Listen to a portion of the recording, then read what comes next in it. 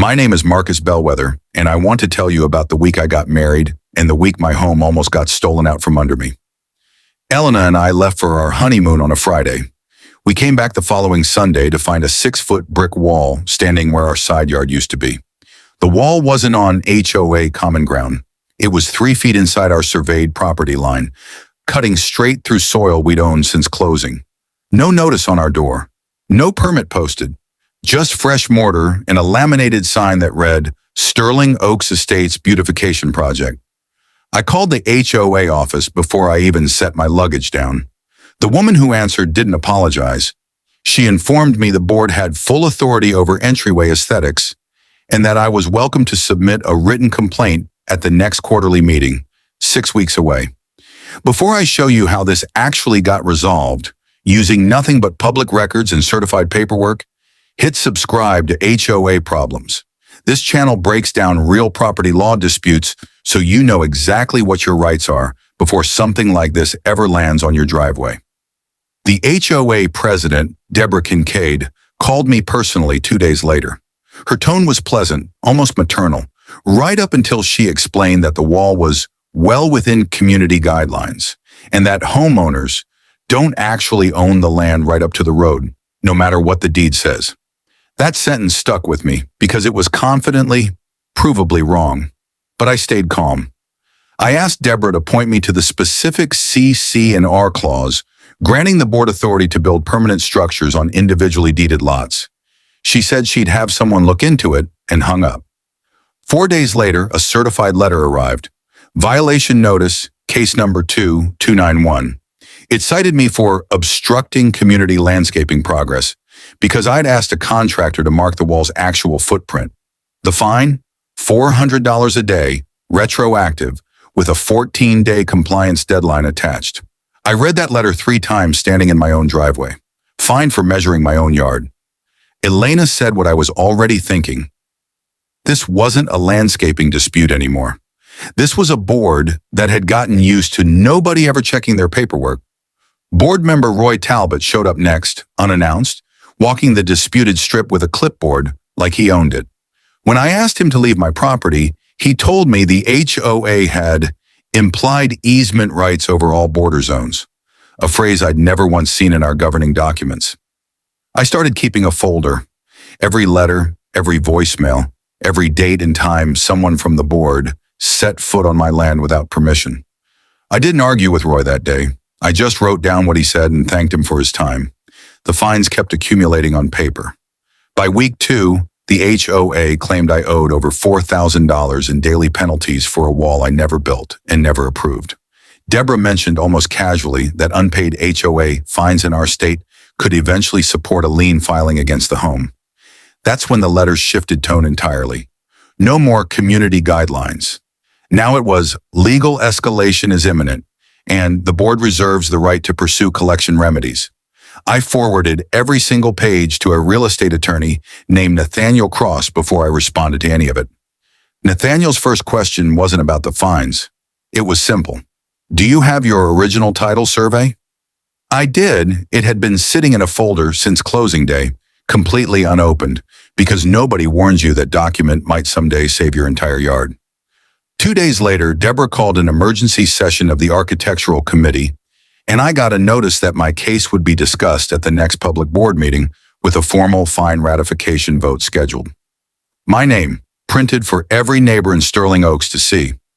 I almost lost my composure reading that agenda. A public vote to punish me for a wall the HOA itself had built on land the HOA didn't own. But Nathaniel told me something that changed my entire approach. Let them vote. Bring the paperwork. Paperwork wins meetings, not tempers. So instead of showing up angry, I spent the next 10 days doing something the board clearly never expected. I went digging, and what I found in the county records office didn't just clear the violation. It rewrote who actually controlled access to half the neighborhood. First stop, the county recorder's office. I pulled our original 1994 subdivision plat. Licensed surveyor Louis Ferraro's stamped survey showed our lot line extending 11 feet past where the HOA's own wall now sat. Not a guess, not an opinion. a state-certified sealed measurement. Second document, our deed itself, cross-referenced against the county's title index. It described our parcel using the exact meets and bounds coordinates from Ferraro's survey. No ambiguity, no shared ownership language, no carve-out for HOA landscaping rights anywhere in the legal description. Third, and this is the one that mattered most, the CC&Rs themselves. Section 9.2 gave the board authority over common area landscaping only. Our strip of land had never been dedicated as common area. It was never transferred, never platted that way, never mentioned in any recorded amendment. Then came the detail that changed everything. While researching the subdivision's original road easements, I found something the board apparently never checked. The recorded easement granting Sterling Oaks HOA the right to maintain the entrance driveways had expired 18 years earlier and was never renewed. In plain terms, the HOA had been operating and controlling 3 community driveway entrances for nearly 2 decades on an easement that, legally, no longer existed. The underlying land beneath those driveway aprons reverted to the adjacent lot owners under our state's easement termination statute, and one of those adjacent lots was mine. Nathaniel confirmed it in writing. Under our state's real property code, an unrenewed easement of that category doesn't just weaken, it lapses entirely, and control of that strip returns to the underlying title holder. I wasn't trespassing on HOA land. Technically, the HOA had been trespassing on mine.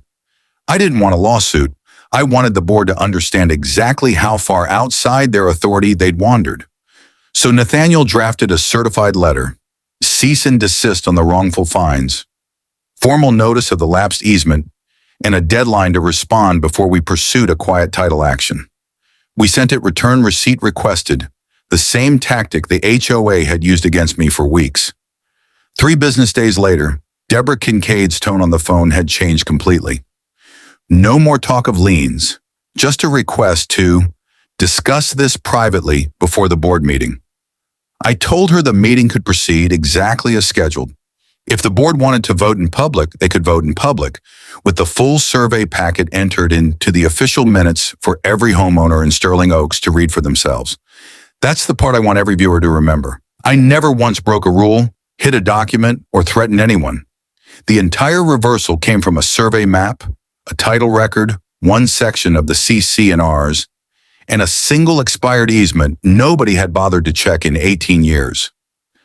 The board meeting happened anyway, packed wall to wall. Deborah opened by withdrawing case number 2291 entirely, citing a documentation review. No apology in the minutes. Just a quiet procedural retreat once the certified survey packet was already sitting in front of 40 of my neighbors. Then came my turn to speak, and I kept it factual. I laid the stamped survey on the podium, read the exact CC&R language limiting board authority to common area, and explained calmly that the driveway easement everyone assumed was permanent had quietly expired years earlier. You could hear the room shift. Neighbors who'd been fined for satellite dishes, fence colors, even a mailbox post, started asking Deborah the same question I had. What other authority had this board been assuming without ever checking if it legally existed?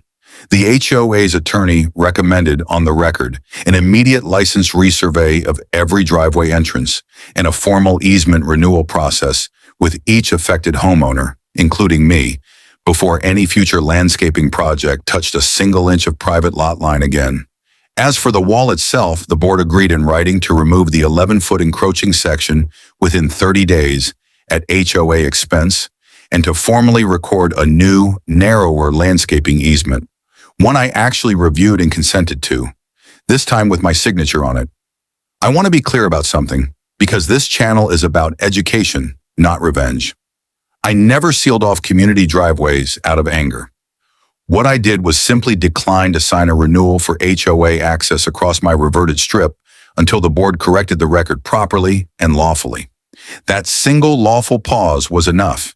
It forced the board to formally repaper every easement across Sterling Oaks, driveway by driveway, the exact process they should have completed nearly 2 decades earlier. My land briefly held more leverage than their entire fine schedule ever had. So here's the lesson.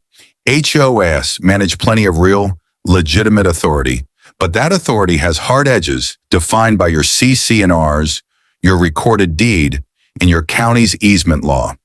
Pull your title survey. Read Section 9, or whatever section defines common area, before you ever accept a violation notice at face value. Elena and I still live in Sterling Oaks. The new landscaping strip is smaller, properly recorded, and entirely lawful.